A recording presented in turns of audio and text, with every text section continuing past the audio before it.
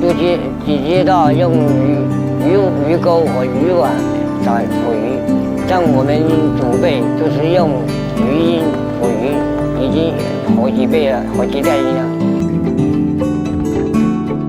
我叫樊月川，我哥哥呢叫樊月明，我们只是用这个鱼鹰打鱼。我哥哥呢打了70多年了，我现在已经打了60年左右，都是用鱼鹰，已经传统的7代人了。我们是在西民黎家，这个家里面呢，就是有这个最贵重的就是古鱼。我们在抓鱼前，就把那个鱼鹰脖子上搞一个稻草了，把它套上，呢，就放在水里面给它去抓起鱼。那个用鱼鹰抓鱼呢，它下水里面有1分钟了，肯定就可以抓到鱼了。如果它抓起鱼来以后，它吃不下去，我们就把它拿出来。它抓起鱼来以后，不管是我们大条了，我们鼓励它，就给小鱼给它吃。首先我们要把它建立感情，就是慢慢的训练它，带它。教育打鱼了，跟我爸爸、我哥哥他们打鱼。现在了吧，我的儿子他们就打鱼这工作比较累。我们过去的吧，就是用鱼鹰捕鱼打鱼回来，这些卖了就养我们几个家。现在呢，这个鱼鹰不用了，就是用鱼网来打。 A day in the life of an old fisherman and his cormorants. In a quiet valley surrounded by mist and cliffs, a small wooden hut stood by the riverbank. Old fisherman John, a man with a wrinkled face and silver hair, began his day before dawn. His faithful companions, 2 cormorants named Blackie and Windy, perched impatiently on their roosts outside the hut, letting out soft caws as they waited. "Today will be a good day, lads," John said with a grin, as he tossed them a handful of small fish for breakfast. The birds snapped up the fish with their long beaks, already eager for the day's work.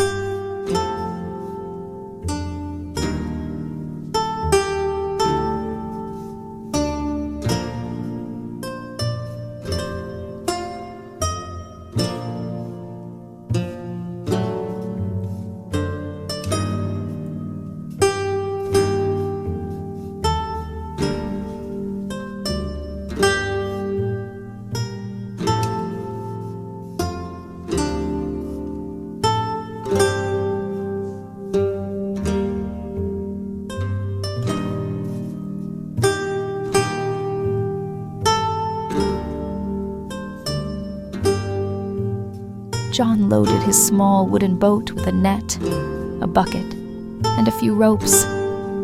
His hands, hardened by years of labor, gripped the oars, and the boat glided smoothly onto the calm surface of the river. The sun was just beginning to rise, casting warm, golden light across the water and revealing the sleepy beauty of the landscape. The cormorants knew what to do. When John stopped the boat near a shallow bend, he gently placed soft collars around their necks. Not too tight, but snug enough to prevent them from swallowing the larger fish. "Off you go, boys," he called, and the birds dove into the water without hesitation.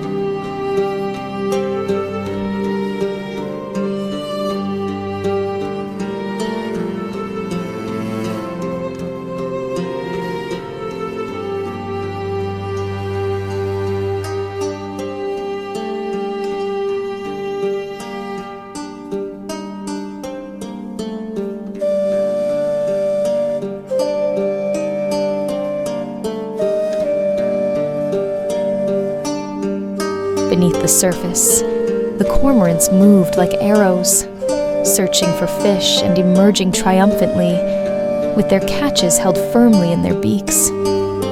John watched the ripples on the surface with practiced eyes. Blackie was the first to return, clutching a large trout in his beak. John carefully took the fish and rewarded the bird with a small one as a treat. Windy followed soon after, carrying a glistening silver carp.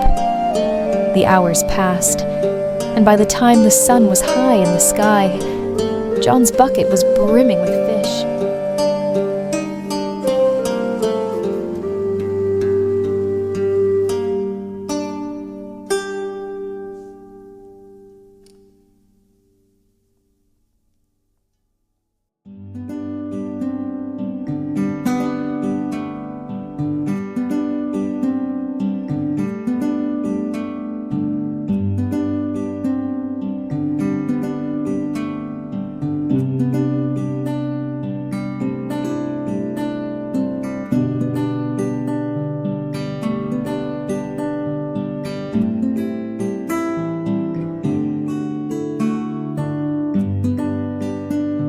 After the work was done, John removed the collars from the birds' necks and allowed them to feast on the leftover smaller fish.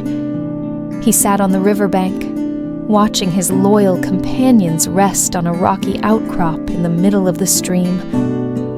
"I couldn't do this without you," he said with a chuckle as Windy performed his usual victory dance, flapping his wings and hopping in delight.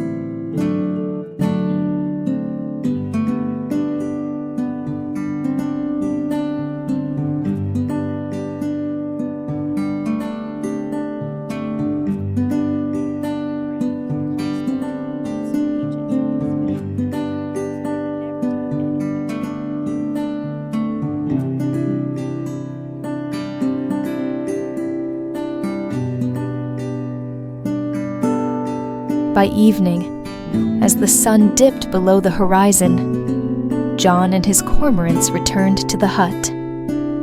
Fishing was hard work, but John knew that as long as he had his feathered friends, he would never be alone.